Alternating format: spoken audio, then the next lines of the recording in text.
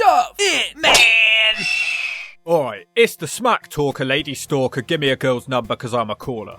A while ago, I reviewed a TNA Wrestling game which not many of you knew existed, and today I'm bringing you another jab to the jaw.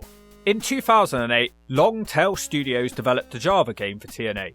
This was actually released prior to the console TNA game which you're all familiar with, which makes this game today the original TNA Wrestling game. And it looks like complete crap. Worst, most boring menu ever. But let's not write this off too soon, because from what I understand, you're not really playing this for the graphics. After starting the new game, you're asked to choose between 15 random character sprites. It has zero effect to the actual game, so just pick whatever. I chose the one that looks like Bobby Lashley. The first person that you meet is Eric Young. He will be your tutorial guide / attack dummy. For some reason, you're a man from Britain called Pete Jeffries, and you have no option to change this name, and it's possibly the worst wrestler name ever. This game's quite heavy on the dialogue, and you'll be forced to make choices between heel and face. The Hawk is an actual heel, so I chose to be rude to EY and call him Waterboy. Now, after being forced to play a tutorial for what felt like forever, it's a turn-based game, where you're given options to brawl, lock up, or run around like a moron. The aim is to string together combos to perform a special move. These ones do more damage. You have a certain amount of counters and blocks which are vital to the gameplay dynamic, but you can actually earn more. After beating Eric Young and unlocking the super special big boot move, you start cutting a promo, which is interrupted by a wild slapnuts noise. Jeff Jarrett. He doesn't like the way that you're dumping on Eric Young, as if Jeff would ever stand up for Eric Young. I, of course, chose to make fun of Slapnuts, because I've been doing it my whole life. And just like that, we're facing Final Boss Slapnuts. If I can win this one, I guess there's no point even continuing. That's going to be enough for the Hawk. Nah, I'm kidding. I've waited way too long to play this game. You meet the Monster Abyss backstage, and he's unhappy with pulp in his orange juice. They've made Abyss into a stuttering, muttering, barely coherent moron. Cage has to translate for him, and he says Abyss will kick your ass. Man, why is everyone being so hostile around here? And don't you love how the locker room looks like trash, a true representation of probably how the TNA locker room looked? Beating Abyss took forever, and it seems like this could be quite a challenging game.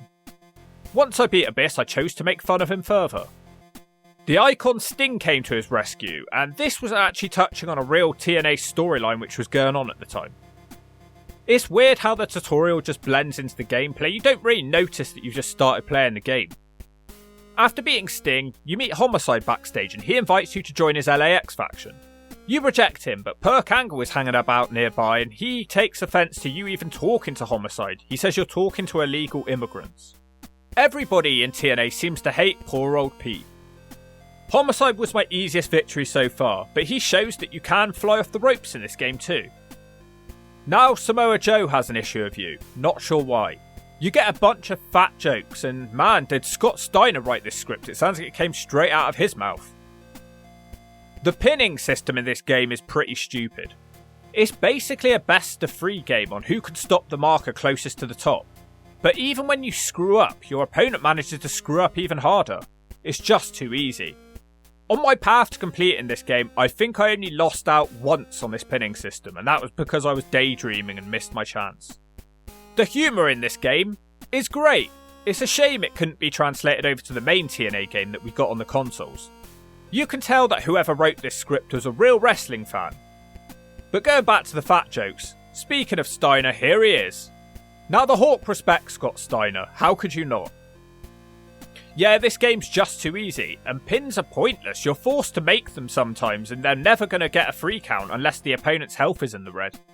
Whenever the opponent's health is in the red, just do a basic move and make the pin, and you're going to win. After beating Scott Steiner, I am randomly informed that I am now the X Division champion. What kind of burr turd is that? Steiner was never the X Division champion. Can you imagine Scotty Steiner in the X Division? The next storyline is that Christopher Daniels or somebody robbed your locker, and he's in full preacher mode here, again just like the real TNA show at the time. I wonder if he had anything to do with this game's script, as he is an avid video game fan. And straight after facing Steiner, you face Christopher Daniels, but it's not for the X Division champion. Couldn't they have just had the title on the line against him instead of the Steiner match? The mystery of who stole from your locker is revealed when randomly Triple Crown TNA winner and stealer of jockstraps AJ Styles confesses that it was him. Why would it be him? I chose to insult AJ Styles and his community because that seemed like the funniest way to deal with this. That leads us to a match, and unfortunately for Styles, I'm pretty good at the game at this point. Use your counters and blocks for when it looks like your opponent is going to do a special move, but don't waste them on standard moves. Hit your own special moves as often as you can and you're rewarded with some more counters and blocks. Certain moves do certain things, like making your opponent too dizzy to hit any special moves of their own on the next go. Follow these rules and it'll be game over. And it's always game over when you hit a cab driver slam the cab driver slam. Whoever did the scripting for Perk Ankle decided to make him into a hillbilly for some reason. Yeah, he's an American patriot, but he didn't live and die by that. I beat Christian Cage, who has kind of been a little shit stirrer throughout this game, and just like that, it's announced that I am now the TNA World Heavyweight Champion. I make fun of the fans, and it cuts to the credits. I was so unhappy with how that went down, so I backed out of the game and chose the other option, the good guy option, and this results in me saying, I will defend the TNA title against anyone, but still, screen cuts to credits. No, not a fan of that ending at all. And so many wrestling games have been guilty of that over the years. You win the big one and then it's game over. It's like nobody cares about you holding the belt in video games. All that matters is the chase. I have seen other images from this game, and things that I didn't see during my gameplay. So I wanted to see how your choices affect the story of the game. But from what I can tell, because I literally restarted the game and tried all the other decisions, and not one of them made a damn bit of difference, so this game can shove it. No, in all honesty, it was a fine little time killer, but you would never play through it more than once. It's extremely linear and a bit slow and repetitive. Nothing you do really affects the outcome of the game, and once you get the hang of it, it's way too easy. Don't worry about any of the other moves in this game, just use the best special moves that you can. The shooting star press is the most powerful move in the game. But this was just a Java game, so I'm probably expecting too much. So the game sucks, end of story. Well no, actually it turns out that there is more than one version of this game. I think this one that I just showed you may have been the Nokia version. There isn't really a clear guide for this stuff. But this next version I'm about to show you, this is where the real experience is to be had. It's massively different to the last game. Straight away, it's so much better. There's now music, you're now given the choice to actually name your character, although Pete Jeffries will always live on in our hearts. I of course named my guy Siaki, and wow, you can actually choose what he looks like. There isn't tons of customization, but it's a massive step up. The tutorial basically serves as the intro to the storyline. You're a UK backyard wrestler, a complete nobody. Man, they really stepped up the dialogue here, some of the insults are brutal. The gameplay is similar to the last game but expanded upon. Everything feels a lot quicker, which was one of my complaints with the previous game. There's far better animation, the camera actually moves, and there's a time limit to perform your counters. You beat the jobber, and then you meet with Gail Kim, who strangely was in the piss-covered yard scouting your match. I guess in TNA all employees must earn their keep. And it is here that I really start looking forward to this game. It actually feels like a TNA RPG. You're given multiple choices on what you want to see, and each action will affect the storyline, unlike the last game. In typical Sunny Siaki mode, I decide to flirt with Gail, who doesn't seem to be impressed with my comments. But that being said, she still invites me for a TNA tryout. The romance angle continues backstage at Impact, with Gail still playing hard to get with Siaki, even though it's clear she wants to look at his ass. Your tryout match is against just another jobber. Another new addition to this game is signature moves which act as finishers. And they look horrible. I have no idea what I'm even looking at here. What's it supposed to be? Beat him, and I guess it's time for my date with Gail Kim. Or not, because TNA screw Siaki and say that we have to do another tryout match, this time against Scott Steiner. You get into a shove-off and the match is on. I guess this game isn't perfect because Steiner randomly hits a moonsault splash as one of his very first moves. We beat Scott Steiner with a moonsault, and Siaki can actually do a moonsault in real life, so not too unrealistic. At the start of this game, you'll find that these matches last a lot less time than the first game, but that will change.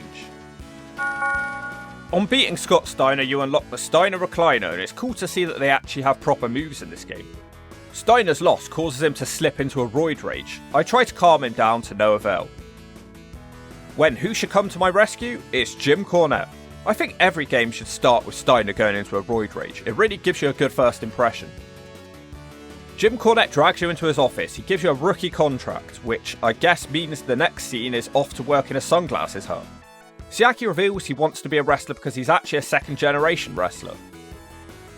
Cornette tells us our name is stupid and offers us the chance to no longer be Siaki. I decline this strange offer. Cornette turns into Vince Russo and tries to give us a ballet dancing gimmick. I love this game so much already. He just won't drop this, he really hates the name Siaki. I threaten to beat him up Braden Walker style, which somehow calms the situation down. We can now customise our attire. I'm appreciating how in depth this thing is for a mobile game. Gail is stalking us when you overhear a private conversation between Steiner and Christian. Steiner is still complaining about the loss to me, so I sneak attack him and slap Christian Cage for good measure. Captain Charisma is jealous of your relationship with Gail, and despite healing on her, she seems to actually be enjoying it. Girls love a bad boy. I tell Christian that now Gail knows what it's like to be with a real man. They both end up beating you up, so Gail sends you to speak to Cornette again to get revenge in a match. Cornette shuts that down and tells you that Steiner and Christian are tag team champions and Christian is the world champion, so you can't just go requesting a match with stars. Basically forces you to start at the bottom. I was starting to feel like this game is light on in-ring action. We have another locker room scene now with Slapnuts and Eric Young. Eric is having a rough time being bullied by Jarrett, so naturally Siaki joins in the bullying alongside Jarrett. Siaki spits on Eric Young, which makes Jarrett react like a proud father. This is honestly so much fun, I love the dialogue. I'm going to go out on a limb right now and say it. This is the best wrestling dialogue I've seen in a game. But is it maybe too much dialogue? I was expecting to fight Young now, but instead I run into a fight between Sting and Abyss in the locker room. I bash Sting with a chair and the idiot Abyss is in shock. Once again, Abyss can barely talk. He wants a friend. Oh, this is just like the real Abyss. He just doesn't seem to understand that I don't want to team with him. How many damn storylines do we have going on right now? Instead of facing Eric Young, we're instead faced to force a man with a surfer gimmick called Killjoy. Bodyboarders, not bodybuilders. Oh wow, entrance is complete with pyro. And look, we have Gail Kim come out as our manager. He says, I hope you're ready to ride, with dots after it. I was worried what he was going to say then, but he doesn't say what I thought he was going to say.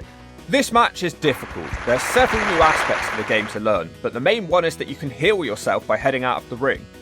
But the problem was, I seemed to get caught in a never-ending loop of me and the surfer dude hitting each other with steel chairs on the outside, and then him randomly diving out the ring onto me. I do eventually beat him with a simple body slam, but it took like 20 minutes. In the back, you meet with Jeremy Borash and then later Gail and Christy. Why is everyone in this game so obsessed with your name? Siaki asks the ladies for a freeway, and they actually seem to be up for it. AJ Styles walks in looking like freaking Brian Cage. AJ is being a dork, he thinks Christy is his girlfriend. They insinuate that they're lesbians and they leave. AJ and Daniels argue about both being dorks. I choose to side with AJ because Daniels will probably be an easier time for me. For the third occasion in this game, we spit on someone. AJ and Siaki form a dorky friendship. Jesus Christ. Elsewhere, Kurt is trying to make Samoa and Joe join a faction. You side with Kurt, and once again, Joe is catching strays with fat jokes.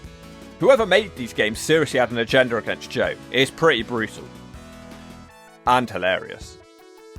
You basically agree to help Kurt win his match against Joe later, because only Siaki is a real Samoan, Samoa and Joe is a half-breed. You end up hitting Joe with a chair, which Homicide takes offense to, and that will finally give us a match against an actual TNA wrestler. I've been playing for over an hour at this point. By the way, I beat Homicide with ease with yet another finisher that you can't even see, and that's my biggest critic of the game so far. Once you beat Homicide, you get into it with Christian, and I try to challenge him for his title again by spitting on him, but instead Perk Ankle leads a faction to the ring. I somehow did not see this storyline coming, but yes, you've made friends with Jeff Jarrett, Abyss, Kurt Angle, AJ Styles. It's a Mount Rushmore of TNA. We asked Kurt to be our partner so we can go after the tag belts, and Kurt really seems to like the cut of our jib. Okay, maybe this isn't a faction because Jarrett is offended we didn't choose him as our partner. I try to apologise to Abyss, which doesn't help. Cornette is unhappy about all the trouble we've caused and calls us Elvis. It's like this game knows me so well. Cornette is a dick and says we need to beat some other tag teams before we can have a title shot. We have to face a tag team where one of them is literally called the Great Jobber. So yeah, there are actually tag team matches in this game, which surprised me. So much content for this 2008 mobile game. I got too cocky here and tried to kill both jobbers without tagging Kurt in. I think I wanted to impress the master of the Kurt. But I lost. I tapped out to an armbar. You get to redo the match anyway. Man, this game is hard, but addictive. Kurt wins it for me this time with the Olympic Slam, and in case you were wondering, you control your partner too. The tag teaming continues with me and Perk jumping AJ and Abyss, who have also formed a tag team. Perk even lets out his iconic "yeah" scream. Yeah, this match was hard. I actually lost 4 times in a row. I'd love to tell you what I did differently on the 5th time, but honestly, no idea. The computer is so much smarter than last time. They saved their counters and reversals for every time you're about to hit a big move.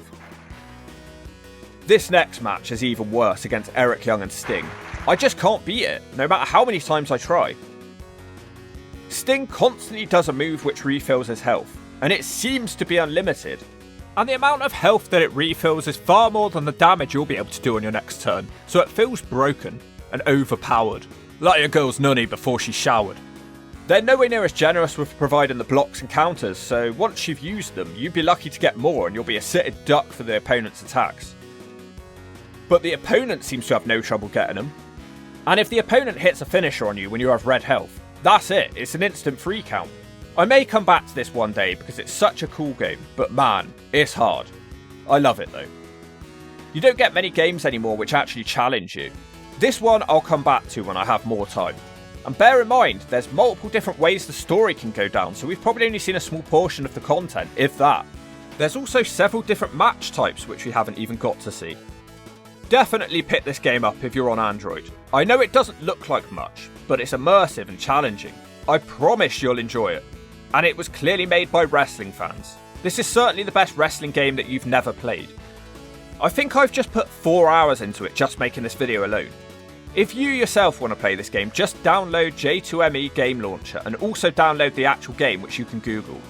I search for TNA Wrestling 2008 Longtail Studios and import that into J2ME.